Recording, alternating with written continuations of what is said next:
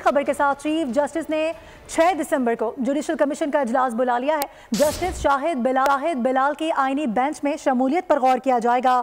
आईनी बेंच ने military courts case में नए जज की शमूलियत के लिए रुजू किया था। इस पर दीगर डिटेल्स हमें देंगे हमारे नुमाइंदे जुल्करनैन इकबाल। जुल्करनैन, आगाह कीजिएगा, क्या कहा जा रहा है? जुडिशल कमीशन का इजलास तलब कर लिया गया है 6 दिसंबर को, कौन कौन होगा इसमें? देखिए 6 दिसंबर को जुडिशल कमीशन में बेसिकली ये दूसरा इजलास होगा, क्योंकि इससे पहले 6 दिसंबर को जो इजलास तलब किया गया उसमें सिंध और पेशावर हाई कोर्ट के लिए जजेस की तकर्री पर गौर होगा, जिसमें जो सूबाई वज़राए कानून है, जो सूबाई बार काउंसिल के नुमाइंदे हैं वो भी शरीक होंगे। तमाम जो दूसरा जुडिशल कमीशन का इजलास होगा जिसमें जस्टिस शाहिद बिलाल हसन की नामजदगी पर गौर करना है, इसमें अटॉर्नी जनरल, वफाकी वज़ीर कानून और पाकिस्तान बार काउंसिल के नुमाइंदगान समेत सुप्रीम कोर्ट के जो सीनियर जजेस हैं वो शरीक होंगे।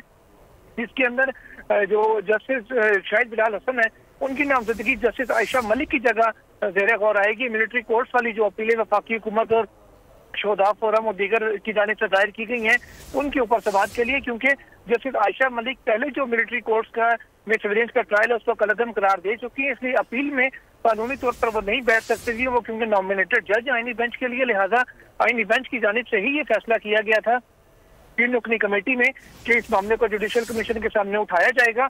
वो नजरिया चीफ जस्टिस उठाया गया, जिस पर अब ये मामला ज़ेरे गौर आएगा 6 दिसंबर को, जिसके बाद अगर हो जाती है जुडिशल कमीशन के लिए तो मिलिट्री कोर्ट्स वाला जो केस है वो उसके बाद कभी इम्कान है कि आइंदा माह यानी कि दिसंबर में ही समाप्त के लिए आइंदा माह कभी इम्कान है कि ये हो जाए। बहुत शुक्रिया जुल्करनैन, डिटेल्स आपने हमारे साथ शेयर की।